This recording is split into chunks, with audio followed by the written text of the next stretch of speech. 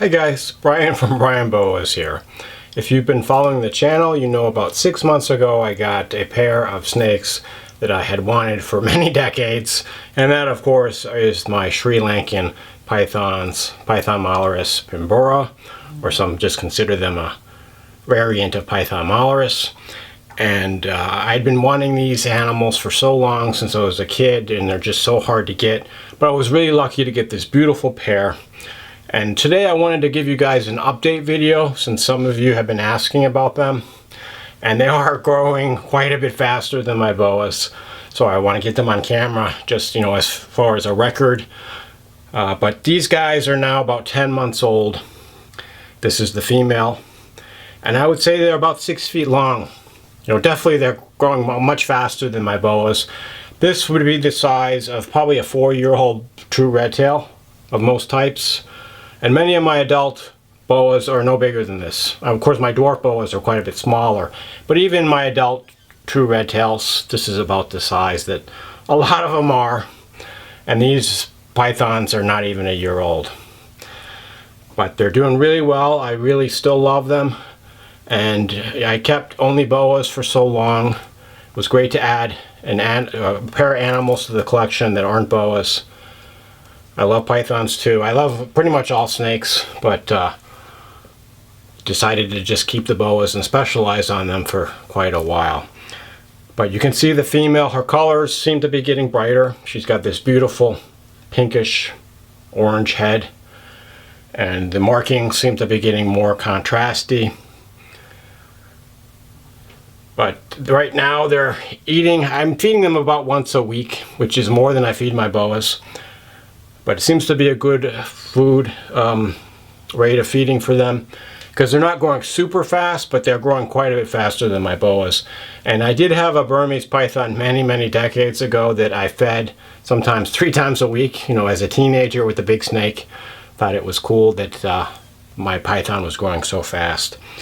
And that python grew up to 9 feet in a year. So I don't think this one's going to hit 9 feet, but I could see them putting on another foot or so in the 2 months till their first birthday. And right now I have them in 4-foot cages, but they're gonna be outgrowing them pretty quickly here. I've got some 8-foot cages on the way, and I think that the 8-foot cages will probably be big enough for them as adults.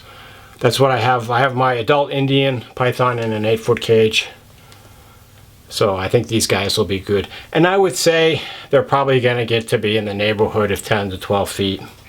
But I'm not exactly sure. We'll just have to see. Supposedly they you know, they don't get nearly as big as the Burmese, and they're a little bit smaller than the Indians. But she's moving around quite a bit. But I still really love the personality of these animals. One of the first things I noticed was how interactive they are. They just have this awareness of the keeper and the surroundings that I would have to say they have more of that awareness than my Boas do. My Boas some of them seem to kind of have an awareness of the keeper, but they seem more instinctive, you know, like they're just striking when they smell the food. But these pythons seem like when I feed them, they kind of go and they kind of stick their tongue out and kind of think about it a little bit. Of course, they eat with gusto, but it's just a little bit different in their behavior that makes me think that there may be quite a bit going on in their head. But the female's doing great, and you can see the beautiful colors and markings. And I imagine by the time I do my next video in a few months, she'll probably have another foot longer than she is now. But that's the female, so now I'm going to go get the male and we'll take a look at him. And this is the male, and overall he's fairly similar to the female. His markings are a little bit different. His saddles, or blotches as you might want to call them, are maybe a little bit more jagged than the females. You can see a lot of the blotches are kind of irregular, and they almost have an irregular H shape to them, with lots of like arms and protrusions from the blotch. This guy's not holding still, but that's one of the things that differentiates them from Indians and Burmese. In general, the blotches and markings are a little bit more jagged and irregular. Whereas in the Indian and Burmese, the blotches tend to be more round or kind of, you know, oblong or square shaped. And I think the other thing, as far as what I can tell, that differentiates them is that the markings tend to be a little bit darker than the Indian pythons as far as the blotches, the chocolatey brown color, but they have higher contrast. And then they have this beautiful tannish gray side color that's kind of nice and clean. Just really gorgeous animals, high contrast. And then of course the beautiful pinkish orange head that gives them their other name, the pink-headed python. The male's calming down now. The male seems to be a little bit more active than the female. And sometimes, interestingly, he hisses a bit, but it doesn't seem to be defensive. He never strikes or anything like that. He's just kind of more active. But he's doing great. And about the same size as the female.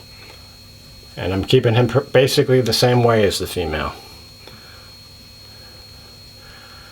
So that's an update of my Pembura pythons. Hope you enjoyed looking at them.